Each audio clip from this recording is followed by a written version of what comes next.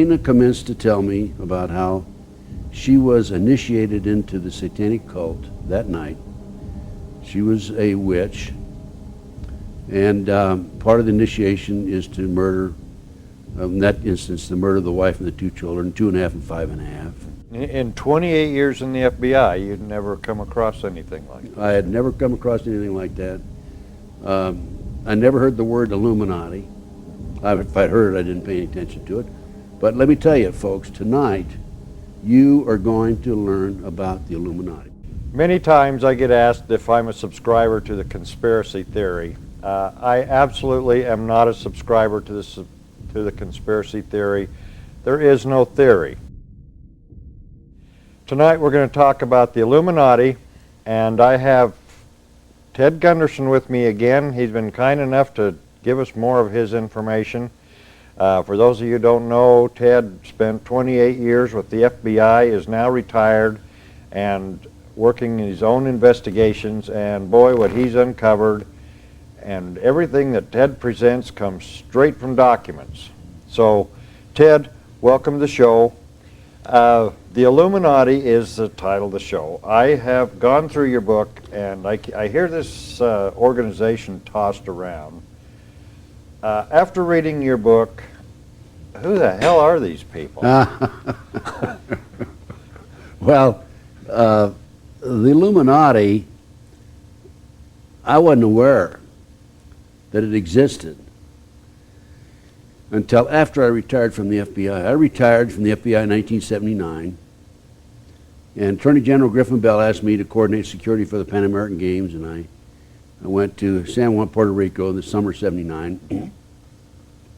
Came back and opened my own international security consulting and investigative organization in Westwood, Los Angeles, California. And my first major investigation was the Jeffrey R. McDonald case. And he's a former Green Beret doctor who was convicted of murdering his wife and two children at Fort Bragg in 1970, February 17, 1970. And he was sentenced, had been sentenced the previous August '79 to 3 consecutive life sentences. And some of his doctor friends asked me to investigate it, and I said, sure, I'll investigate it. So I began my investigation, and within, long story short, I developed something like 19 new witnesses. And within 10 months, as a matter of fact, on October 25, 1980, I obtained a signed confession from Helena Stokely, the girl in the white hat, floppy white hat, in the story. There's been a best-selling book, Fatal Vision, and a best-selling movie, Fatal Vision. And anyway, her name was Helena Stokely, and Helena Stokely told me that Dr. McDonald did not murder his wife and two children at Fort Bragg in February 1970, that they were murdered by her satanic cult group. And I said, yes, Helena, tell me more. Yeah. And so Helena commenced to tell me about how she was initiated into the satanic cult that night. She was a witch, and part of the initiation is to murder, in that instance, to murder the wife and the two children, 2.5 and 5.5, darling children. And so I went public with the information. Well, first of all, before I went public, I submitted a 1,200-page, between 11 and 1,200-page report to the FBI and to the U.S. Department of Justice, Solicitor General's office. And I wrote a personal letter to Judge William Webster, director of the FBI, and I said, and we were friends, Judge Webster and I, because I'd worked for him. I was in charge of most of Southern California, had over 700 personnel under my command, so I knew him, very well. Right. And I wrote to Judge Webster and I said, Judge, I think this man's innocent, and here's my report. Dr. McDonald has run out of money, and I think that the FBI needs to look at this and continue my investigation. And I set forth 5 or 6 pages of leads that really needed to be covered to resolve it, bring it to a logical conclusion. And then what happened to me was shocking. All of a sudden, I hear from my various sources around the country that I'm a disgruntled ex-employee, that I'm a homosexual, that I'm suffering from mental problems. And what I'm saying to you is it's called a disinformation program. Right. So rather than take my report, my 1,200 page report, continuing the investigation, considering this man is innocent, they attack me. The government attacks me because they have to destroy my credibility. And in order to destroy my credibility, they have to come out with these wild allegations. Right. And it's very active, it's very prevalent and very effective in the intelligence community. And it's called a disinformation program. Anyway, long story short, Helena said that she was a member of a satanic cult. At that time, they were bringing drugs in plastic bags in the body cavities of the dead GIs out of Vietnam, Air America, CIA operation, and the Army. And they were landing in various bases around the country.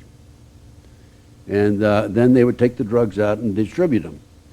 Helena Stokely's satanic cult group were distributing the drugs on the East Coast. They went in and murdered the family without the approval or the knowledge of higher-ups in the drug operation.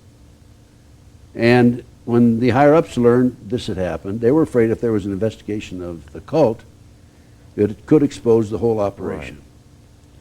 So what they did is they basically framed Dr. McDonald. Dr. McDonald is an innocent man. He did not commit those murders.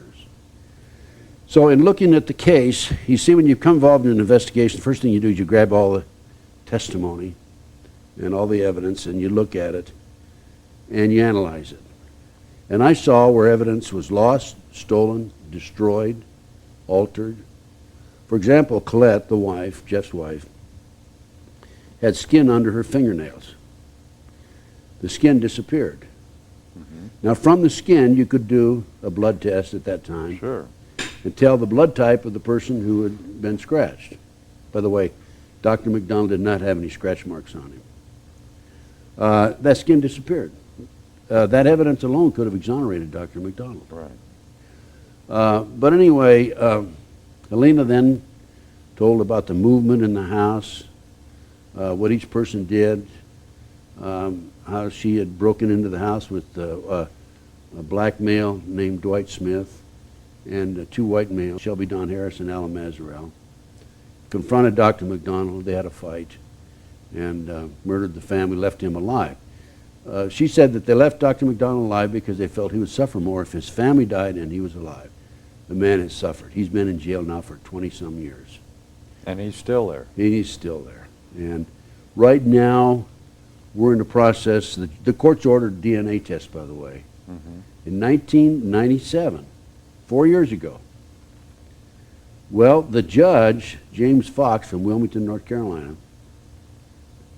said, okay, we're only, although there's 2,000 individual pieces of evidence, he said that we're only going to allow 15 pieces of evidence to be examined, and furthermore, we're only going to allow the prosecution or the U.S. government to be present when they open the evidence envelopes.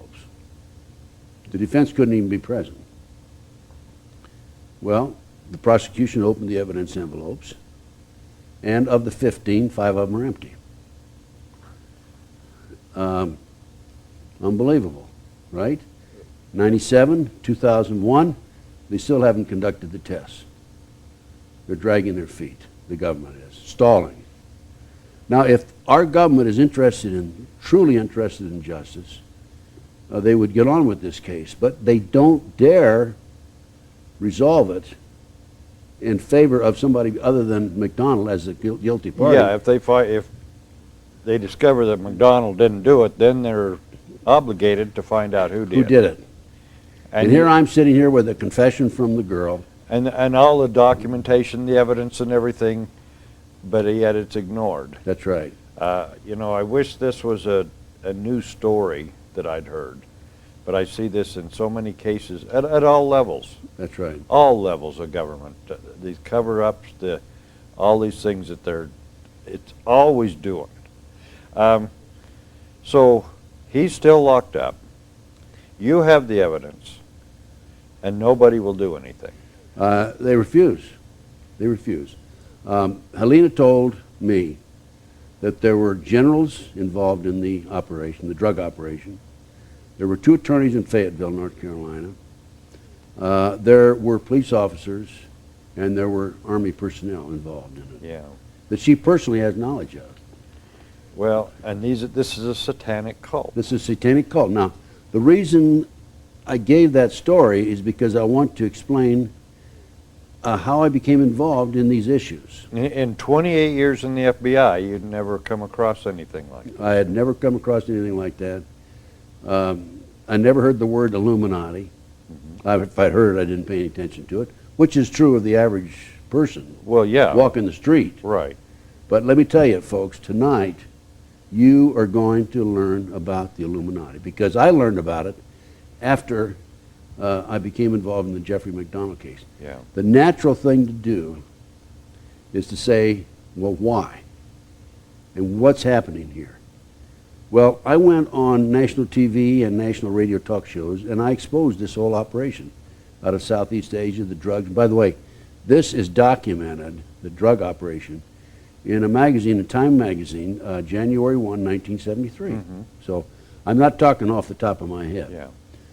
But people came out of the woodwork from all over the United States, West Coast, East Coast, Middle West, Southwest, and started telling me the same basic story about the satanic cult movement in this country. The satanic cult movement dovetails and is tied into the Illuminati, that is tied into the U.S. intelligence community, that is tied into the illegal drug activity in this country, that is tied into the MK Ultra mind control program, which is a CIA program that began after World War II, code word Operation Paperclip. And in researching it, in other words, here, I'm saying, why? I don't understand. Where is the conspiracy? And let's prove the conspiracy, because I'm skeptical too. I'm a law enforcement officer for 28 years. Right. And we are we're bred to be suspicious and to be curious. But even, and you mentioned Air America. When I was in Vietnam, I had work orders a number of times that I would go down and work on Air America airplanes. And I never had a clue. I mean, Air America sounds like a pretty nifty outfit. And I never had a clue what these airplanes were all about. And then in my debriefing, which I can't tell you about, they told me that I couldn't tell you about Air America even existing. I think I just did that, didn't I? Oh, well. You're in trouble. Anyway. No, listen to me. Let me tell you, Dennis. There's been so much publicity about Air America that you're okay. Yeah, but Air America, there it was. No, I'm not going to tell you that. I know people that have pictures of the airplanes. That Air America, there it is. And at that time, I mean, I was gung-ho military. I was taking care of the country. And the Illuminati, I thought, was a brand of light bulbs. I mean, that's how far it went at that time. Now, after doing study, and the reason we're doing this, people, is for your information. We know this stuff, and we believe it, and we're just going to tell you what we've found out. Do with it what you want. But the Illuminati has been documented, just like Air America, clear back, way back, to the days of the origination of the Constitution. That's right. Now, you're aware, of course, I don't know if your audience is aware, but Air America, there was so much publicity on Air America, even a movie came out of Hollywood on it, that they dropped the name, and now then it was known as Evergreen Airline, Right. and so forth. Yeah. Now, one of the airlines is Janet Airline, Right. which hauls the CIA employees out of Las Vegas every day up to Area 51 and back in the afternoon. They land about 2:30. Wait a minute, I read an article that said there is no Area 51. So where does Janet Airlines land? Well, I'm sorry, but there is an Area 51 because I was just there a couple of weeks ago. Yeah, that's right, I saw you there. And I gave a lecture there. No, it is amazing, and I know, I've watched Janet Airlines take off. And I watched them when they were black. A black 737 and no numbers. Can you believe that? Really? Now they're white with a red stripe, so they've Right. They've prettied them up a little bit. They've run them up. Yeah. They've upgraded them. Upgraded. Yeah, right. Anyway, back to this light bulb company. The Illuminati. The Illuminati. They started way back. What's their plan?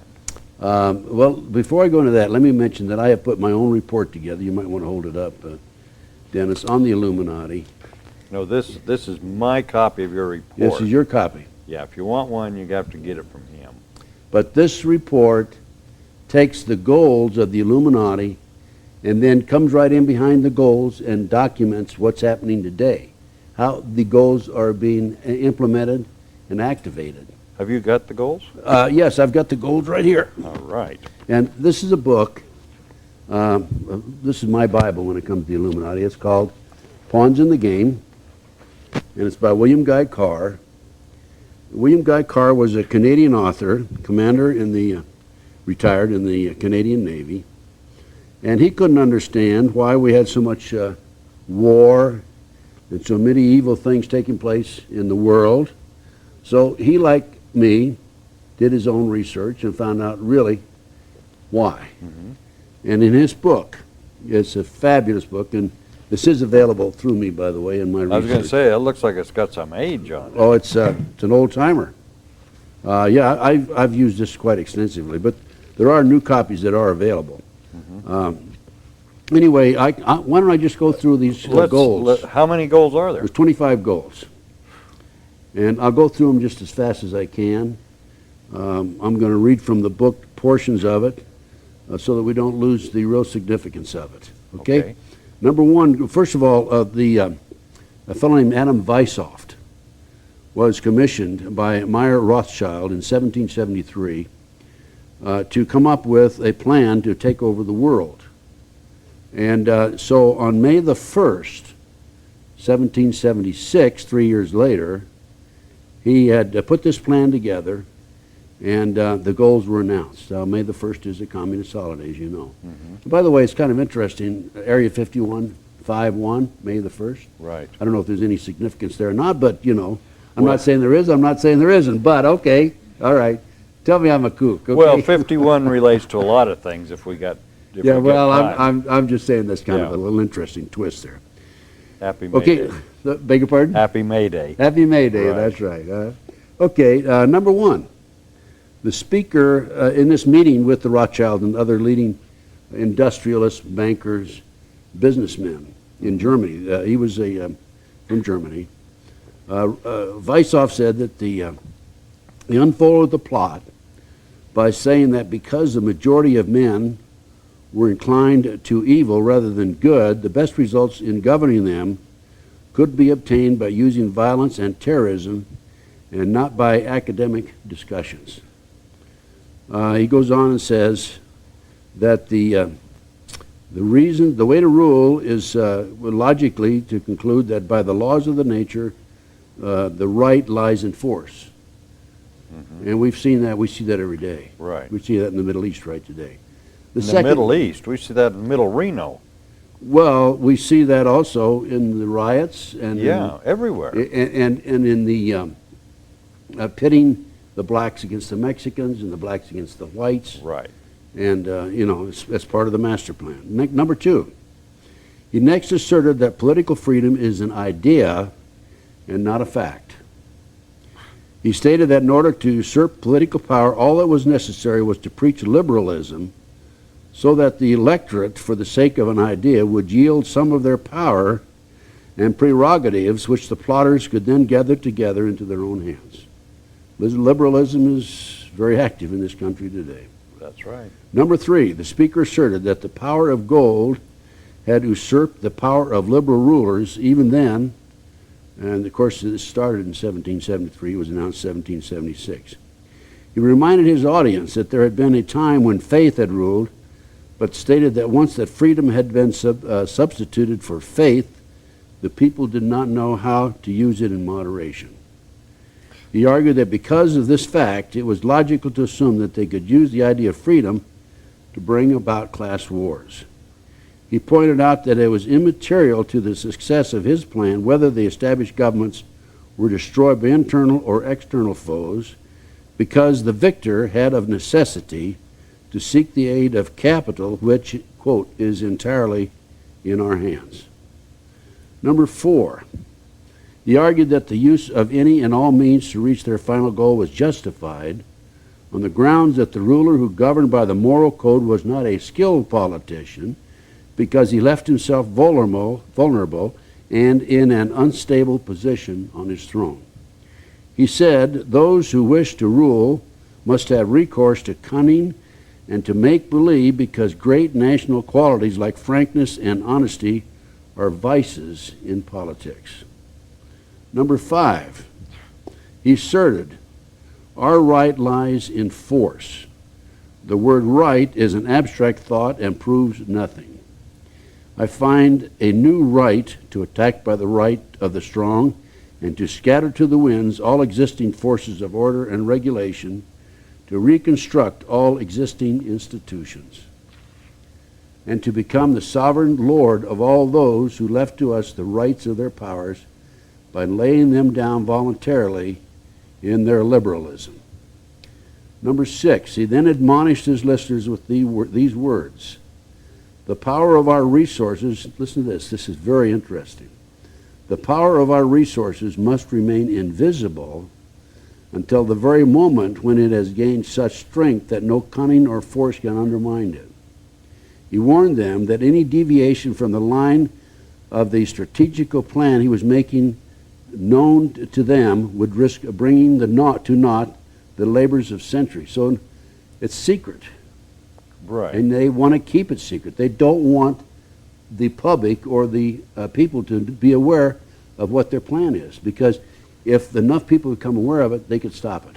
Well, I mean, if just the first 6 items so far, if you publish those in the largest newspapers in the country for 2 or 3 weeks, just explained all this, it'd be all over with.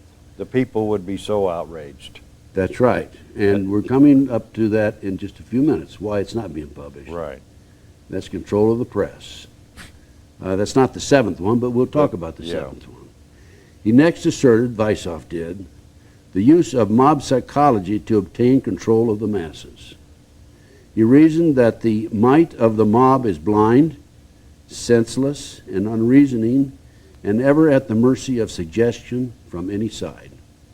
He stated only a despotic ruler can rule the mob effectively, because without absolute despotism, there can be no existence for civilization, which was carried out not by the masses, but by their guide, whosoever that person might be. He warned that the moment the mob seizes freedom in its hand, it quickly turns to anarchy. Number 8, he next advocated the use, this is a good one, of alcohol, liquor, drugs, moral corruption, and all forms of vice to be used systematically by their agenteurs to corrupt the morals of the youth of the nation. He recommended that special agenteurs should be trained as tutors, lackeys, governesses, clerks, and by our women in the places frequented by the masses. He added that in the number of these last I count also the so-called society ladies who become voluntary followers of the others in corruption and luxury. We must not stop at bribery, deceit, and treachery when they should serve towards the attainment of our goal. Don't we see that today? We see, I haven't missed anything we don't see today so far. I mean, that is heavy, though. Stop and think of what's happened to the youth of America today. Oh, right. There's no question about it. The drugs, the dress in the satanic symbols, the emblems that they use, sex. Look at television. Absolutely. The greatest media in the history of the world, and it's being used to influence our youth by and also us, of course, through subliminal messages. Okay, number 9, turning to politics, he claimed that they had the right to seize property by any means and without hesitation, if by doing so they secure submission and sovereignty. He pronounced, quote, our state marching along the path of peaceful conquest, has the right to replace the horrors of war by less noticeable and more satisfactory sentences of death necessary to maintain the terror which tends to produce blind submission. We see the IRS grabbing property every day. Look at the Gordon Call case. Yeah, but we even see law enforcement agencies seizing property. That's right, on a regular basis. Right. And look at what's happening right here in Nevada with the ranchers. Oh, we got the federal government has basically seized 87% of the state of Nevada. the state of Nevada. Sure. And they've taken the large ranchers and put them out of. They're trying to put them out of business. They're fighting it. They are putting them out of business. That's right. Number 10, dealing to the use of slogans, he said, in ancient times we were the first to put the words liberty, equality, and fraternity into the mouths of the masses. Words repeated to this day by stupid poll parrots, words which the would-be wise men of the masses could make nothing of in their abstractness and did not note the contradiction of their meaning and interrelation. He claimed the words brought under their direction and control legions who bore our banners with enthusiasm. He reasoned that there is no reason in nature, no place in nature for equality, liberty, or fraternity. He said, on the ruins of the natural and genealogical aristocracy of the masses, we have set up the aristocracy of money. The qualifications of this aristocracy is wealth, which is dependent upon us. Now, in our show recently, we talked about the Federal Reserve. Right. The Federal Reserve is a private corporation. It's not part of the government. It tells us everything about what we can do about money, raise the interest, lower the interest. Well, it totally controls money, inflation, and people. And don't you, I find it amusing, I don't enjoy it, I find it amusing. The gas prices have been astronomically high lately, and all Greenspan now has come out and said the gas prices are going to drop. I think they dropped them because the masses of the people were up in arms over this. Well, I hope that's what it was, and I hope there was an actual reaction to the will of the people, because we don't see that very often. Well, I suspect that. Yeah. I don't know. But gas prices are dropping. They have dropped some, yes. And it shows you that they do have the control to do this. Oh, absolutely. I mean, first of all, Greenspan's head of the Federal Reserve System. What's he talking about gas prices for in the first place? I mean, this is, if people would say, you know, what is this? None of that, well, of course, we have the IRS. IRS is a private corporation. Yeah.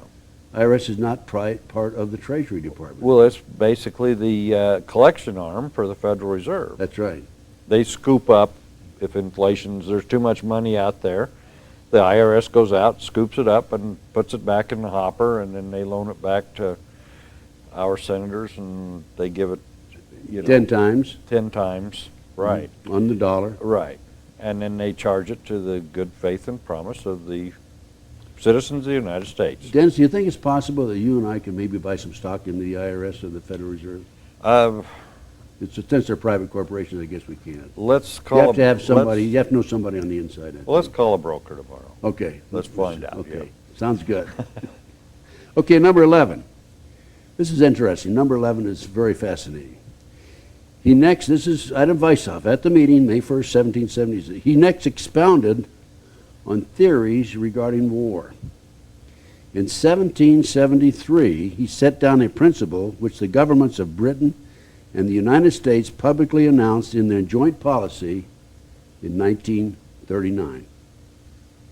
So, 200 years later, he set down the policy of the British and the American government. He said it should be the policy of those present to foment wars, but to direct peace conferences so that neither of the combatants obtain territorial gains. He said the wars should be directed so that the nations engaged on both sides would be placed further in their debt and in the power of our agenteurs. Look at Yalta, right? Yeah. We, the United States, won World War II. Right. We have a meeting at Yalta with Stalin. and the British, of course, are there. And what do? We give away half the world to the communists. Right. Okay, if that isn't a perfect example. So to back up a little bit, did we win?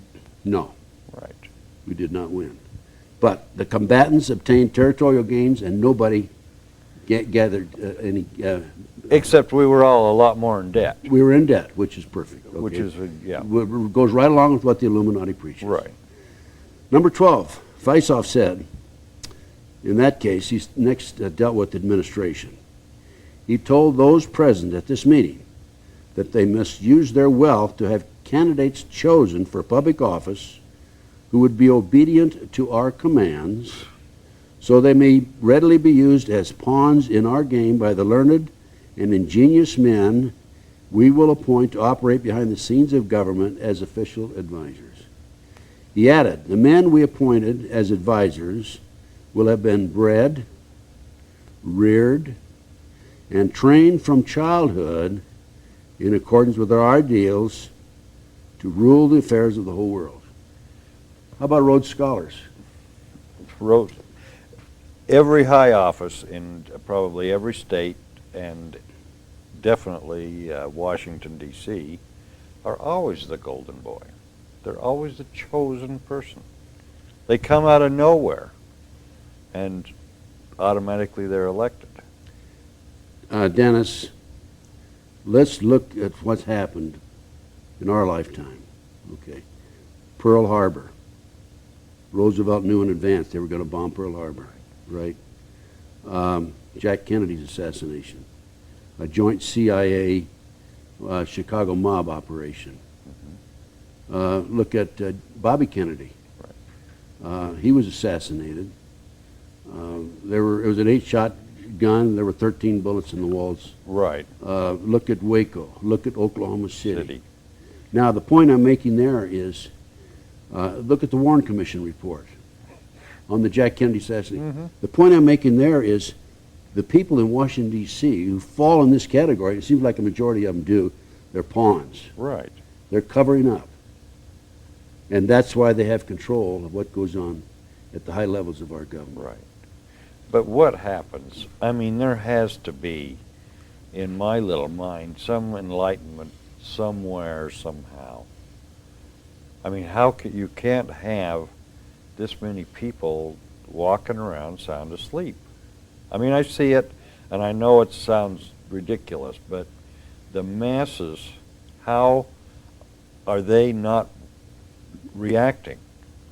Well, first of all, we're coming to that very shortly. In fact, that's number 13. Yeah. Let me read number 13, and we'll come back to that. Okay. Number 13, it dealt with propaganda and explained how their combined wealth could control all outlets of public information while they remained in the shade and clear of blame regardless of the repercussions due to the publication of libel, slander, or untruths. The speaker said, quote, "Thanks to the press, we have got gold in our hands, notwithstanding the fact that we had to gather it out of the oceans of blood and tears. But it has paid us even though we have sacrificed many of our own people. Each victim on our side is worth 1,000 of the masses." Control of the press. Right. If we had a real honest, free press in this country, they would attack Arlen Specter, the senator from Pennsylvania, on the magic bullet. Right. They would attack the federal government on Oklahoma City, Ruby Ridge, and so They would forth. have to. And a congressman should be standing on top of the desks and shouting, "We want an investigation." Right. In the World Trade Center bombing in 1993, this is documented in a New York Times article, October 28, 1993. The FBI not only knew in advance they were going to bomb the World Trade Center, they furnished the ingredients for the bomb. Why is not Congress asking Right. for an investigation of that? 6 people were killed. Right there, you're telling. You're Right. telling. That's the answer right there. Right. And the press is not doing that. Mainstream media is not doing that. You are, Dennis. Well, they're bought and paid for, the That's right. mainstream media. Well, and also the large conglomerate manufacturers and Big business. Right. Okay, number 14.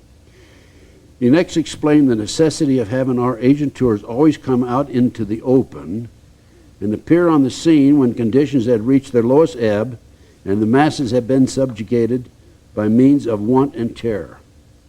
He pointed out that when it was time to restore order, they should do it in such a way that the victims would believe they had been the prey of criminals and irresponsibles. He said, quote, "By executing the criminals and lunatics after they've carried out our preconceived reign of terror, we can make ourselves appear as the saviors of the oppressed and the champions of the workers."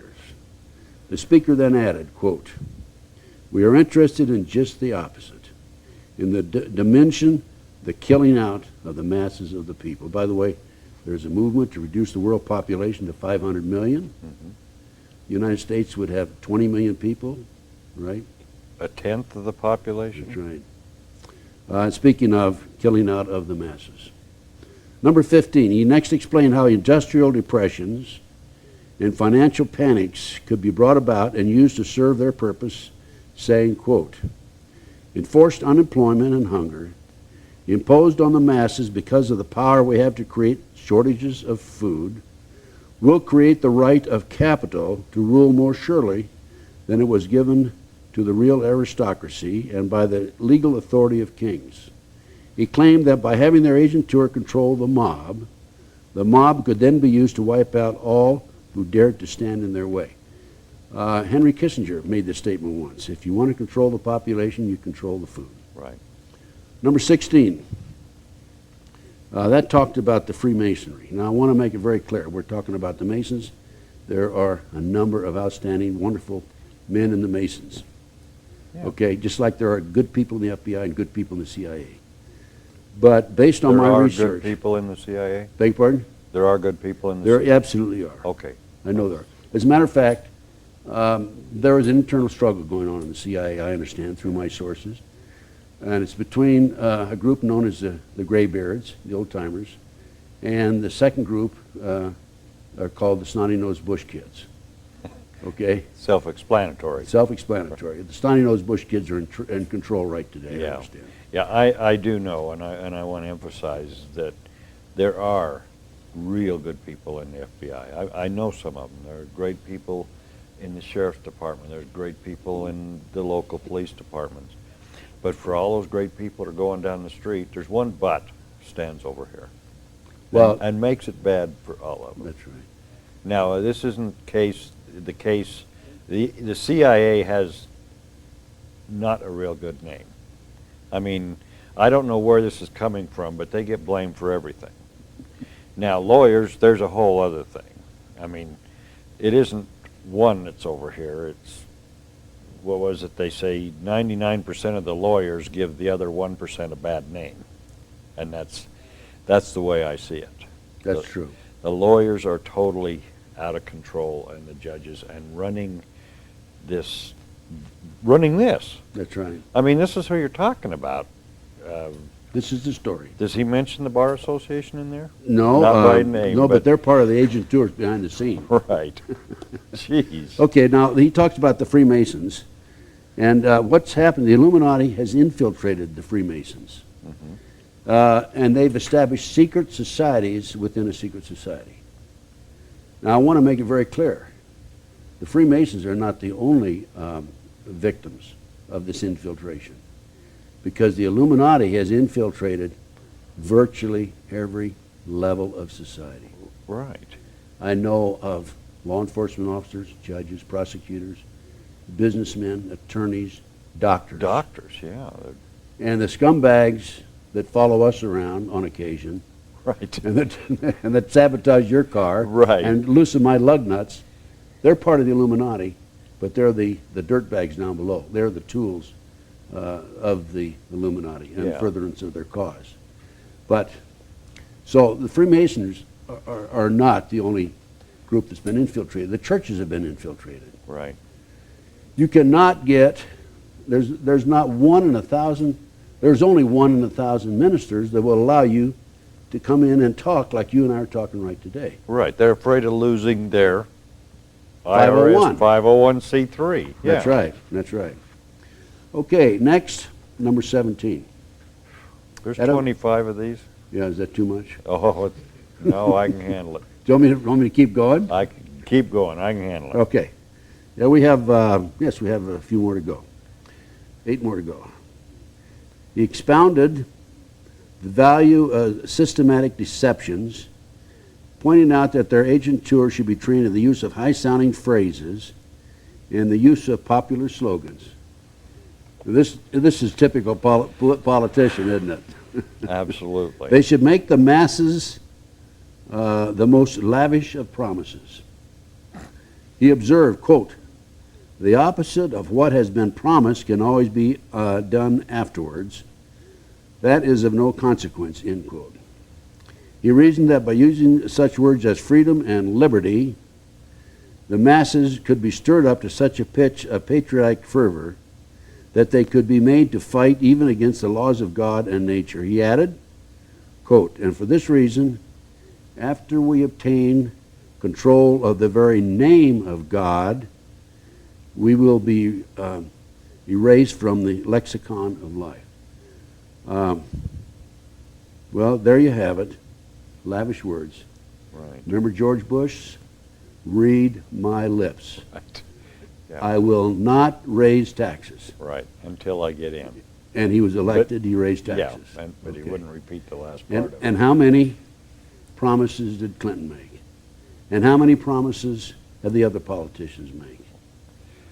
You know, of the 535 congressmen and senators in Washington, D.C., I doubt if we have 25 or 30 that are real, true Americans. Mm-hmm. That's a sad commentary. It's very sad, and it's even sadder that I have to agree with you.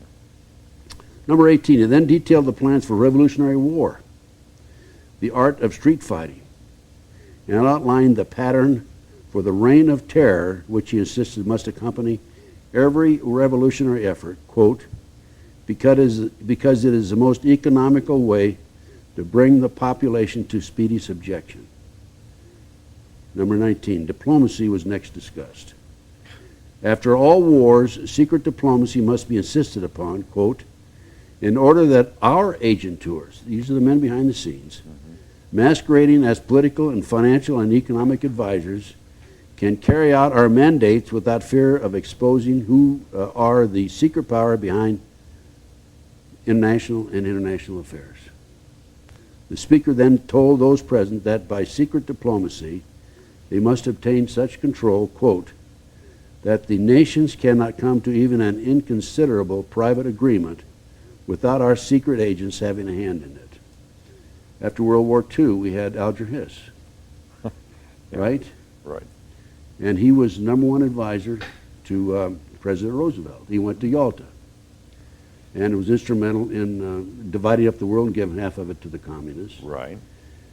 He was identified as a communist agent. Exactly. I mean, he was professed to be one.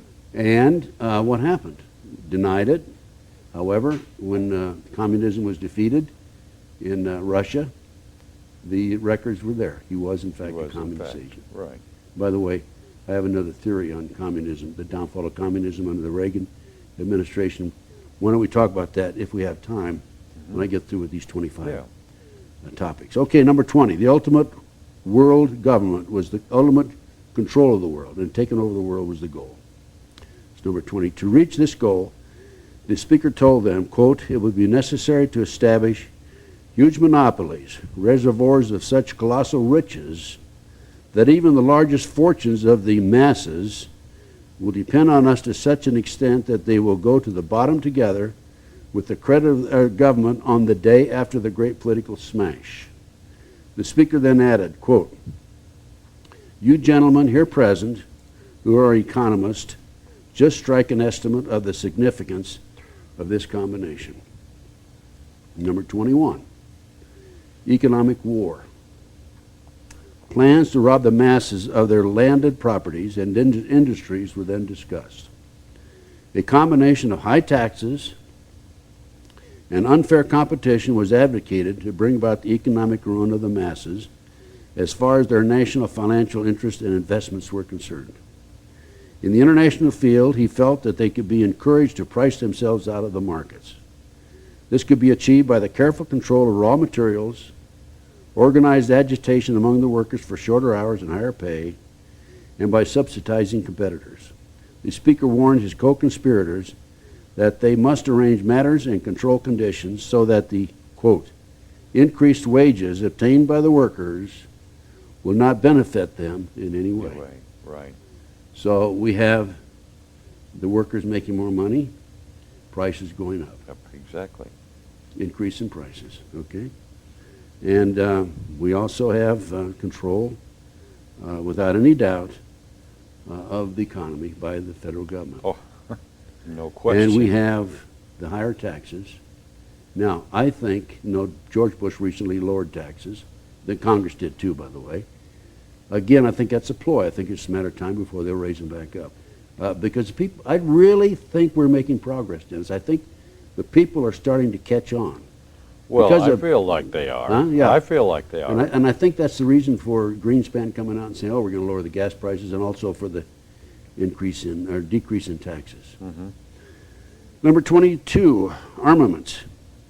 It was suggested that the building up of armaments for the purpose of making the mass destroy each other should be launched on such a colossal scale that in the final analysis, quote, there will only be the masses of the left in the world with a few millionaires devoted to our cause, and police and soldiers sufficient to protect our interests.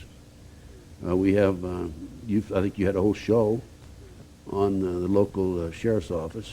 Well, the police have flip-flopped now. Instead of protecting the rights of the citizens, they're protecting the corporations from the citizens. I mean, it's unbelievable. Well, it's no longer government of the people, by the people, for the people. It's a government for the government. Government against the people. And against the people. Right. I think we should emphasize, Dennis, that you and I are not anti-government. Not at all. We are anti-corruptionists. Right. Okay, number 23, the New World Order.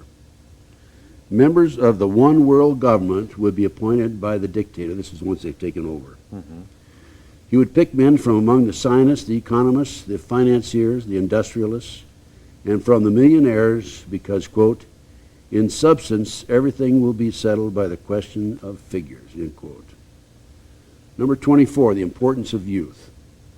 The importance of capturing the interest of youth was emphasized with the admonition that, quote, our agents should infiltrate into all classes and levels of society and government for the purpose of fooling, bemusing, and corrupting the younger members of society by teaching them theories and principles we know to be false.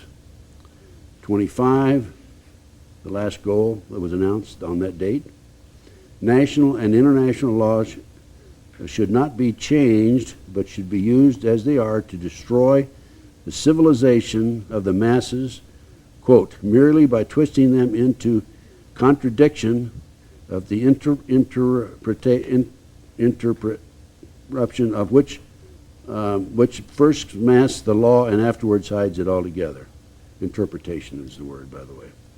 Interpretation which first masks the law and afterwards hides it altogether. Our ultimate aim is to substitute arbitration for law, end quote. The speaker then told the listeners, you may think that the masses will rise upon us with arms, but in the West, we have against this possibility an organization of such appalling terror that the very stoutest hearts, the underground, the metropolis, the subterranean quarters, these will be established in the capitals and cities of all countries before that danger threatens. I happen to know that there are underground cities in America, Right. in Europe, Mm-hmm. Underground city from a good source in Kansas City, and also in Denver, Colorado. There's your Pawns in the Game. This book is fabulous. When was that published? That was published in 1956, I think it was. This It's been Adam out. fellow said this in 1776. No, it was Adam Weishaupt announced his goal in 1776, and William Guy Carr wrote this book in 1956, I believe, and that's when it was published. But this book is available through me, by the way. Yeah, but I can it's make it still, I mean, this He guy. died in 1959. Yeah, this guy is talking like that proposed all this stuff. He's talking like this is the Clinton administration. I mean, it's everything is there. But my point is, he said all this back in the late 1700s. It's May the 1st, 1776, when this was announced. This book is well used, Yeah. as you can see. I've made a lot of notes from it. I've lectured from it. I have charts that I've taken from this book, and this is it. Well, one thing that I want to happen before we discuss anymore, and we're getting a little short on time, is I want you to stop the tape now and rewind it and listen to this again, and maybe do it 2 or 3 times, because what was said for the last 45, 50 minutes is going on out there right now. So shut us down and back us up. You're not talking about your people in the studio, you're talking about people watching this. No, we're talking about Okay. I'm just kidding you. the people in the studio do it automatically. Well, you have to yeah. fire them if they do it. Huh? Yeah, right, except for all I'm volunteers. just, But, okay, I'm let's, just being a smarty, okay. yeah, let's move on. There are many people, and there are organizations that are out there that openly promote communism as a means of government. And there are people that say that what we have right now is communism. And I have talked to a number of people who say, I mean with a straight face, that communism is a good thing. Well, I studied this a lot, and they're right. Communism is a wonderful, fantastic form of government if you happen to be a sheep. It won't work for humans. We have the ability to think. We have the ability to create. We have the ability to desire and want to build something. So communism can't work. You can't control something that thinks, and that's us. So they are, as it said right there, they need to control the fact that we think. They need to control what we think. And it just blows me away that, and especially, you know, for those of you that are watching this for the 3rd time, this is exactly what is in place. This is exactly what happened, and the fact that it's 200 plus years ago, it just totally brings me back to the opening statement of this show, that I don't believe in the conspiracy theory because there's no theory. It's true. So, what are we going to do, Ted? Well, we keep doing what you're doing. And you. Go public with it. Educate America. Wake up America. I had as I mentioned several times, I had my own radio talk show, and my battle cry was, wake up America, wake up America. Every break, I would say, wake up America. You know, I was going to, by the way, after the Oklahoma City bombing, Brian Gumbel had Jim Nichols on his show, the brother of Terry Nichols. Right. And I had sent my Oklahoma City report, which we discussed in one of your shows recently, to Jim. And he asked Brian, he says, have you seen Ted Gunderson's report? And Brian says, oh, no reason to look at that. He's just a conspiracy theorist. So that's what we're thought of by the mainstream media. What's the matter with the mainstream media that they can't take a look at this and see that they're being used? Right. I've talked to reporters on this at the street level, and I've given them information on stories and cases and so forth. Yeah. I worked a number of high-profile cases since I retired, the Jeffrey McDonald case and McMartin case, and worked with F. Lee Bailey on some cases also. And I've given these reporters information, and then nothing came of it. Nothing happens. And I'd see them later, I'd say, what happened? Oh, my editor wouldn't let me print that. Right. So But- they're controlled by, and if you go back, I have this, by the way, also in that book that you have right there, the Illuminati book. Illuminati, yeah, right. I have a copy of the newspaper article, February 9, 1917, of the Congressional Record, which I know you have it too. Right. That Right. the J.P. Morgan interests bought up 25 of America's leading newspapers Right. and inserted their own editors in order to control the press. This occurred in 1950. This, by the way, is on 2947, 2948 of the Congressional Record. Right, and you've got that in here, too. I got that in there. Okay. Yeah, we popped that right up on the TV screen. And Right. everybody was like, I mean, their chins were hitting their chest. And, There you go. That was 85 years ago. right. So are you going to tell me that William Guy Carr doesn't know what he's talking about when he says control the press? Are you going to tell me that I don't know what I'm talking about, or you don't know what you're talking about? Well, Well, you had the same document? You just said exactly what the saying in there, control the thoughts, control the press.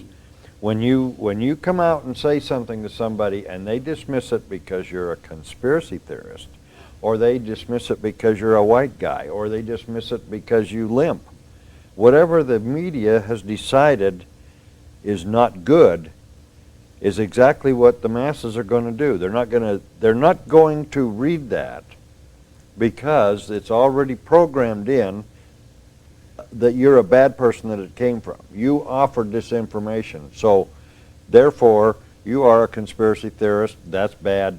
You talk to a guy who knew a lady whose best friend's dog knew somebody that was in the militia. You're bad. That's what the media does. And that's, you know, I've heard that so many times. Well, why should I believe that? Because you are this. You're know? a kook. You're a kook. You're a patriot. You're a militia member. Yeah, exactly. It just proves that that's the truth. Because that's what you just said. When you read that, that's what he said. Mess them up until whatever, Make confusion. make confusion. Mass confusion, absolutely. Yeah, right. And using words such as liberty and justice for all, using phrases such as that and turning them negative is amazing. The only thing I've done so far that's been really successful is I dropped Patriot and all those things, and I signed my name, Dennis Grover, comma, American. And so far, they haven't demonized it. They can't demonize that. Yeah, They so really can't. they still don't like me much, but that's what I am. That's what you are. And these people, you know, William Jefferson, I can't say that word, Clinton, got up and said he was an American. And it was the toughest time I ever had keeping my lunch down. They're making a lot of signals at us. They give us this, you know, and I never know if that means wind it up or there's black helicopters coming. Anyway, Ted. Well, let's quit right on 60 seconds, or 60 minutes. Quit it again, right shall on, yeah, we've got to get out of here. Thank we? you. Thank you. All right. Not just for being here, but for being you. Thank you, sir. It's- And you too. It's been a pleasure. The CIA makes the mafia look like a Sunday school class. CIA has done in this country, what they've done to us is unbelievable. Look at the terrorist acts that have occurred. The CIA behind most, if not all of them. We had the Marine barracks. We had our embassy in Kenya. We had Pan Am 103. We had the USS Cole. We had Oklahoma City. We had the World Trade Center in 1993. Our government was involved in some of those. I can't say all of them because I don't know, but I do have documentation that there was government implication in some of these. We'll do this is 1993. 83. Yeah. Yes, I have and I'll show this on camera, a newspaper article from the New York Times, and it was also an article in the LA Times, by the way, and it's dated October 28, 1993. And it's a result of testimony in the trial, and the informant, the FBI informant in the trial, a fellow named Salam, a 43-year-old former Egyptian army officer. Imam Salam. Right, he was the informant for the FBI, and he recorded his conversations secretly with this. So when it came time for trial, he said, hey, wait a minute, here's what really happened. Now, he told the FBI in advance that they were going to bomb it. He was assigned, given the assignment to put the bomb together, and he went to his supervisor, his FBI supervisor, and said, we're going to put a dummy bomb in here, right? And the FBI supervisor said, no, we're going to put a real bomb. Oh, wait a minute. On what happened in 1993, the FBI not only knew in advance they were going to bomb the World Trade Center, they furnished the ingredients for the bomb. Based on that, I would say that the FBI is the primary suspect, but also I think we have to consider the CIA. And the reason you have to consider the CIA is because when you skyjack 4 airplanes simultaneously with 19 skyjackers, that is no small operation. That took years to plan, number one, and hundreds of people had to know about it in advance. Now, our government, NSA, was monitoring bin Laden's phone calls in February 1998. Are you going to tell me for 1 minute that we didn't know about this in advance? The CIA had to know about it. The FBI had to know about it. The Mossad had to know about it. Now, MI5, British intelligence, had to know about it. Let me explain to the audience what's happened here. Okay, back in the 80s, 1980s, the Department of Justice proposed legislation to fight terrorism. And this legislation took away many of our constitutional rights and civil liberties. One of the authors, a female attorney with the Department of Justice, publicly made this statement. I've got her name on my file someplace, that before this passes, people will have to be killed. Well, so that was the reason, I feel, for the 1993 World Trade Center bombing. Unfortunately for them, fortunately for us, the good guys, there were only 6 people killed, not enough to pass the legislation. So what happened is that 3 years later, no, 93, 2 years later, April 19, 1995, down comes Oklahoma City Murrah building, 168 people killed. 1 year later, the anti-terrorism legislation that takes away many of our constitutional rights and civil liberties is passed. And now with the Twin Towers World Trade Center episode, our Congress is now proposing further restrictions on our constitutional rights and civil liberties. These explosions, these terrorist acts, were an excuse to pass anti-terrorism legislation. and then to implement it. And then yes. And this is what's happening in the world today. And that's why our intelligence people are not only knew about it in advance, but probably involved. There's no question. You cannot possibly have an operation of this magnitude without our people knowing about it. Now, our government, the FBI... When you say our government, and I got to challenge you. This isn't our government. Well, it's the banksters' government, because they control both political parties. The government knows the what, where, why, and when, and how. And I had a FBI supervisor brag about this to somebody else, and it got back to me, of every patriot and every militia in the United States. Now, if they know that, are you going to tell me that they're not going to know about the terrorists coming and going? By the way, this operation, based on information that's come out since the attack, the terrorist attack, was planned in England, London, England. The training took place in Afghanistan and in the United States. And these terrorists came in and took pilot training here. And as I said earlier, bin Laden's phone conversations were monitored, according to the press, in February 1998. Are you going to say they didn't monitor them after that? No. Well, wait a minute, no. The NSA employs probably 150,000 people. I don't know what their payroll is. I mean, it's the number of personnel. But they have taps on virtually everybody in America. This was part of the anti-terrorism legislation that was passed after Oklahoma City. Well, that's exactly